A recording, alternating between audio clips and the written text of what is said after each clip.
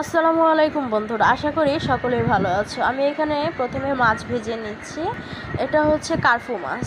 তো আমি মাছটা আগে ভেজে নিয়েছি। এখন একটি কড়াই বসিয়ে দিয়ে এখানে পেঁয়াজ কুচি ও তেল দিয়ে আমি সেখানে সামান্য পরিমাণ লবণও অ্যাড করে দিয়েছি। খুব ভালোভাবে আমি ভেজে নেব।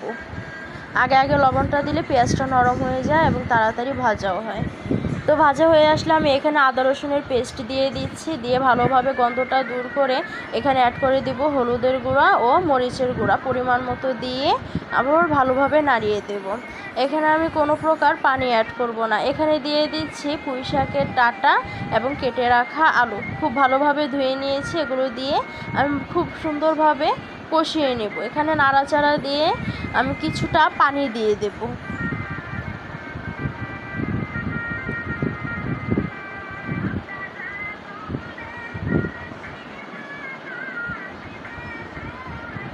পানি দিয়ে একটু নাড়াচাড়া করে আমি ঢাকা দিয়ে রেখে দেব সিদ্ধ হওয়া পর্যন্ত।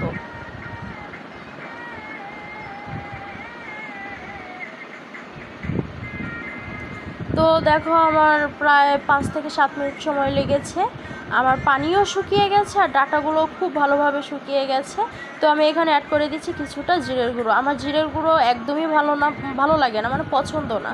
এর জন্য আমি কষানোর সময়ই জিরের গুঁড়োটা ব্যবহার করি। পানিটা ভালোভাবে নাড়াচাড়া হয়ে যাওয়ার পরে আমি এখানে দিয়ে দিচ্ছি পুঁই শাকগুলো। অনেকগুলো পুঁই শাক হওয়াতে আমি শাকটা ঢেকে দেবো যেন নরম হয়ে কমে যায়, এতে নাড়তে সুবিধা হবে।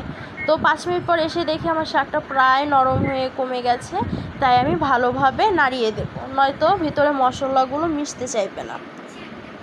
ভালোভাবে নাড়িয়ে দেওয়ার পর দেখলাম যে আরেকটু সিদ্ধ হবে, তাই আবার ঢাকা দিয়ে দিচ্ছি 5 মিনিটের জন্য। 5 মিনিট পর এসে ঢাকনা খুলে দেখি যে আমার শাক সিদ্ধ হয়ে গেছে। আর আমি কিন্তু শাকে একদমই পানি ব্যবহার করিনি, যা পানি উঠেছে তাই। এখন এখানে আমি মাছগুলো ডিম সহকারে দিয়ে দেব। মাছের ডিম আছে এখানে। তো আমার ভিডিওটা আজকে এই পর্যন্তই। যদি আমার ভিডিওটি ভালো লেগে থাকে অবশ্যই লাইক, কমেন্ট, শেয়ার করবে।